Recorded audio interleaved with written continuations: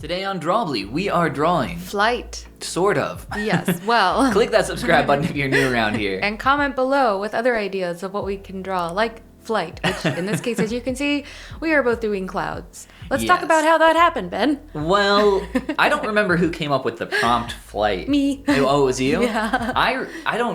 I think you said that you wanted to do clouds, and then I said, ooh, me too. Yeah, because well, it's like with the food. You did food, and I was like, me as well, for tasty? Yes, Top-down food?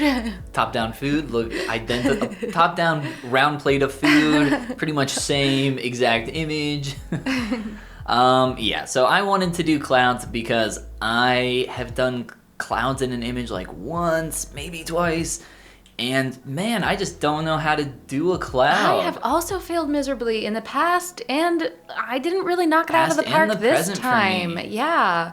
Wow. So I tried four different, I think 4 or 5 different things. I watched multiple tutorials. I watched exactly 0 tutorials, which is why my clouds look a little worse for wear. But hey, that is the point of Drawbli. Mm-hmm.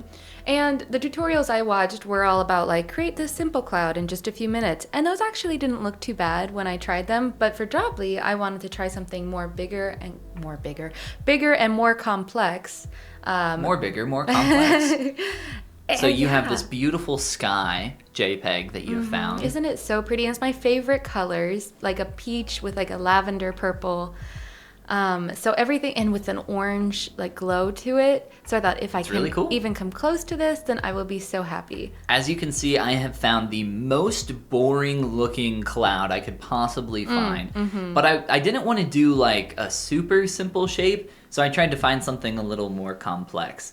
And I feel like I definitely learned something from doing this. You know, I think a lot of people, when they try stuff like this, I don't know, in my experience from teaching a lot of people about sculpting, people are often, you know, adverse to failure. But I want to fail fast or fail as quickly as I can because I know that that is how I'm going to learn, because I'm going to learn what not to do. So that is exactly what I am trying to do here. Yes. Fail quickly, which is why, like I said, I try to make like 4 different clouds. So I just play around with the selection lasso first because that's what we've been doing a lot of.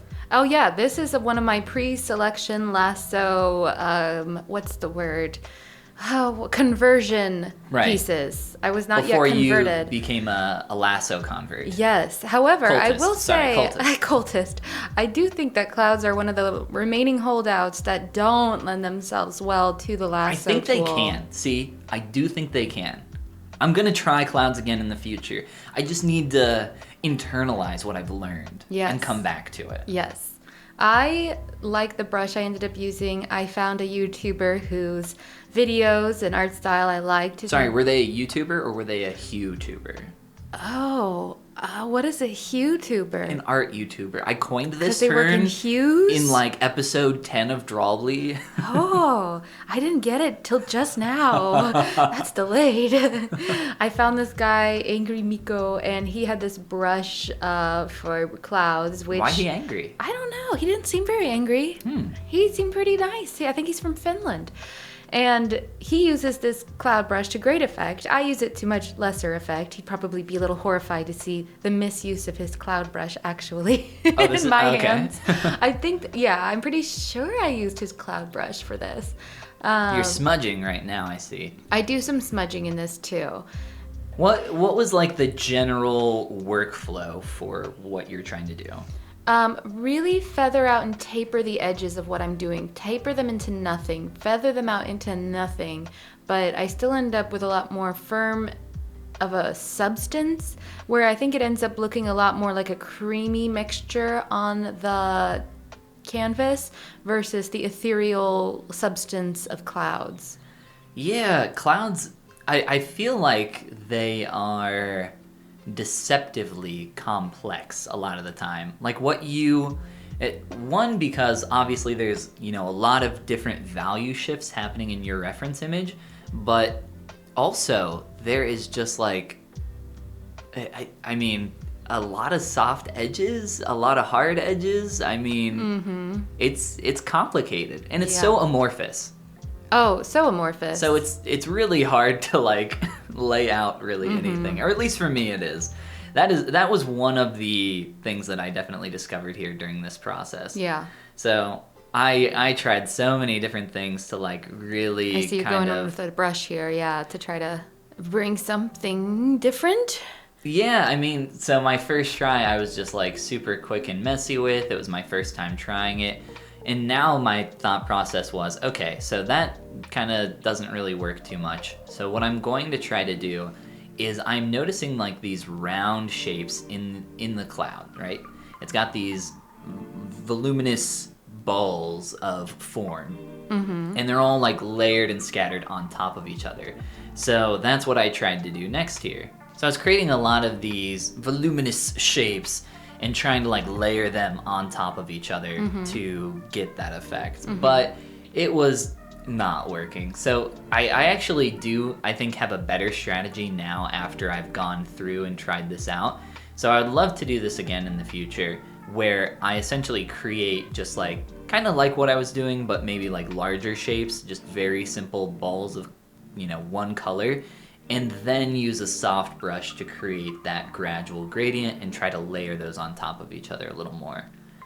Because then you get like this nice breakup between hard edges sometimes and that soft gradient. Yeah, absolutely.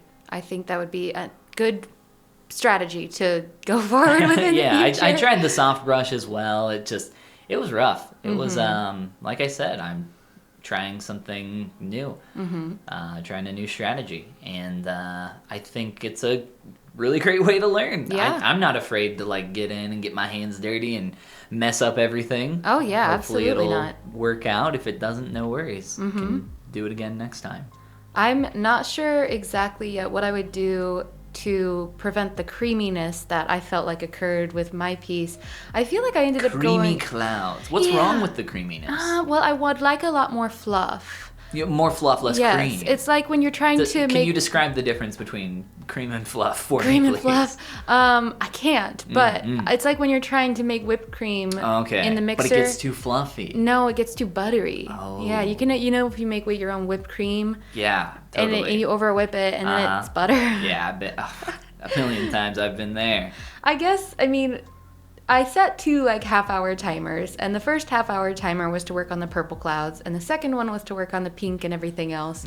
So, maybe if I'd put more time into it, but also I tend to think, no, not more time. More time would not really have helped. So was your goal to go for like accuracy here, would you say? Or were you just trying to practice the whole thing? I think just practice the whole thing. I decided at the end that I liked the less definition in the purple clouds, and I was going to try to add more detail and finesse to the pink clouds to bring in that value of contrast. Yeah, that warmth underneath. It's very clearly a sunset sunrise with the sun hitting the clouds from the bottom. Are you more of a sunset or a sunrise person? Oh man, I think they're both beautiful, but it's kind of like comparing 2 very, very beautiful things.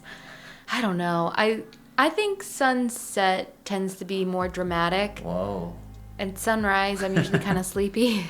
Yeah, I feel like people in general maybe see sunrises less often than sunsets. Like a sunset is like a nice kind of end of the day capper kind of thing, but I feel like less often do people take time in the morning to like enjoy that kind of thing. I did actually at this point kind of like what was happening with my cloud. I actually feel like that looks like a cloud, although it doesn't have a lot of complexity, which is why I'm trying to give it some extra complexity.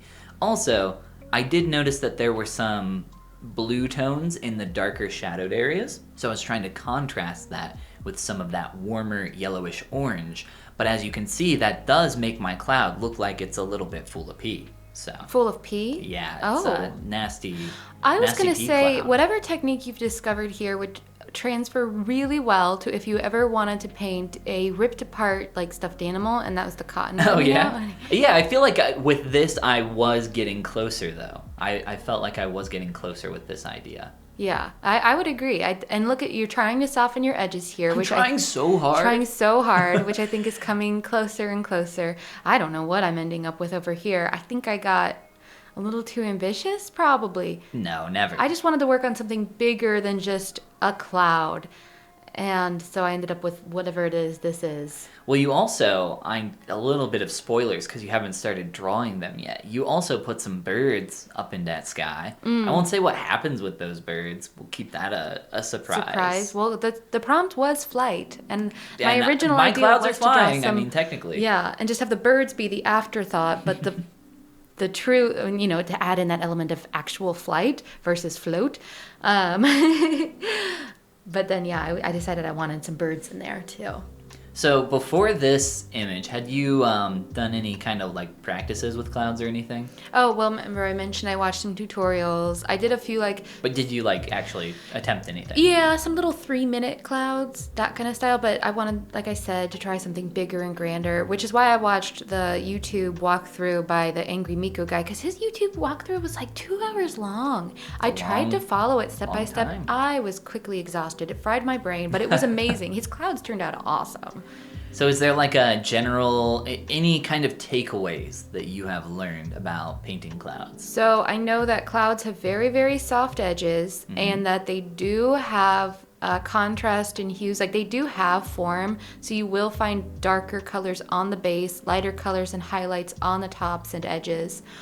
They're not just totally random in where you see colors. Absolutely not. Exactly. No, they absolutely, it's just it's a volumetric kind of situation. But with as much as I learned, I think I have a lot more to learn. You can somewhat see through them. Mm-hmm. And which is where some of the complexity comes from, where it kind of looks like this mishmash of lights and darks. Yeah, and then some people are able to create an effect where it truly looks like a cloud is almost like glowing from within as the sun enters it, and that light does penetrate it. Scatters. Yeah. That's what volumetrics are all about. So because think of water in the air, the light is coming through that and it's bouncing all around, which makes it look like it's glowing. Yeah, So I think a lot of old painters, like Renaissance era, really have that down really well, actually. I mean, yeah, the good ones. The only ones we know about today, as a general rule. Yeah, I'd love to often think about what would they think of current technology, and what's available. They would be so much better, I think, than what they were back then if they had the technology that we have today.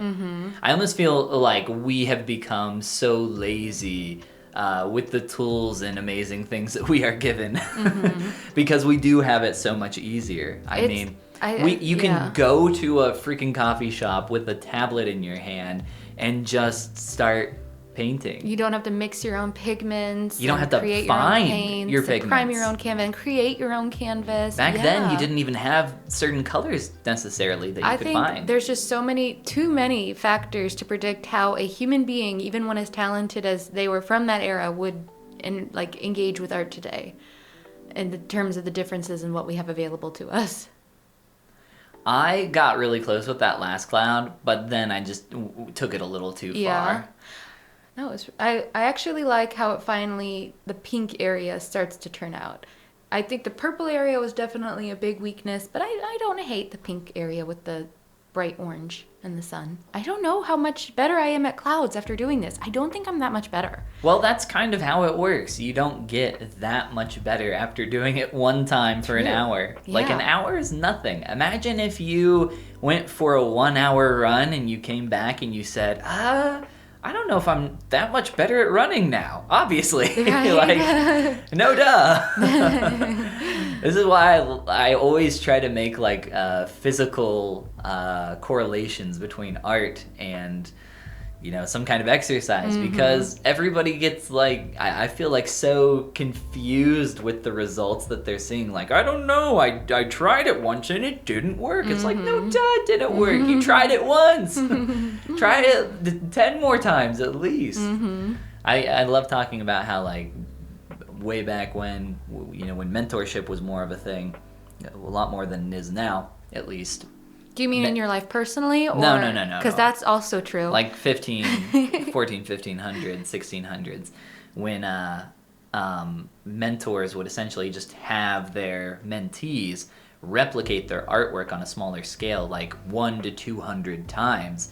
And that's because that's what it takes. Like, you know, you gotta, if you want to learn how to do this, it's going to take a lot of repetitions. I wonder what it's like to be in a modern day art school now, and what kind of homework people have. A lot of people that. do not recommend modern art schools for a good reason, and I'm definitely one of those people. I think it'd be fun to go to one that really put the emphasis on digital art and didn't. Well, there are... Like said, what kind of art do you want to create? Oh, okay. Well, you know, it depends on the program that you find. I do think that there are, you know, a few good schools out there. It really depends in the reason why you're going. I would say that if you're trying to go to, like, get into the industry, you need to pick one of the 2 to 3 schools that exist that have really good placement and have, like, internship programs, because that is where you are going to get the most bang for your buck. But if you're just going to maybe try to get that social experience, which is a very common thing networking with college, yeah, not totally invalid of a reason to go. Yeah, I think you can do that in a lot of different places. Because that shared experience is very bonding, and your network in these kinds of industries ends up being very important. Yeah, for sure. But for the most part, I would kind of advise against traditional art schools. Oh, now you're starting to do your burbs. Yeah, it took me forever. I forgot some crucial little things about the Procreate animation issue where it just took me forever to remember how to place just my clouds as the background.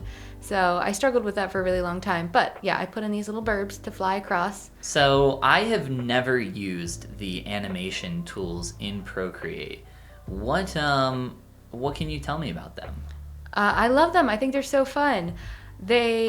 Each frame is a layer. Right. It's this drawing assist mode or something? Or what's it called? Animation assist? Animation assist mode. Oh, and you can see look at here, that. I have no clue how to set this background to always be the back. I know that in the past I've been able to click on it and make it the background. If you see things stop for, that's right, you move things around in editing, so we just skip all my trial and error and we just get to see the finished animation, which is nicer. But there's my really crappy little birds, but I thought they added a little bit. They look awesome. They're so cool. Those are so doodle. fun. You know, they might maybe kind of do a weird flap every once in a while. They do really weird flaps. No, they look awesome. That's so cool. They were fun to put in. I think they read well. I'm very jealous of your bird flaps. Well, thank you. And then here's just the finished. Wow, look at all of those beautiful clouds. Have you ever seen more beautiful clouds? Look at all of your beautiful clouds. I absolutely love them. I tried.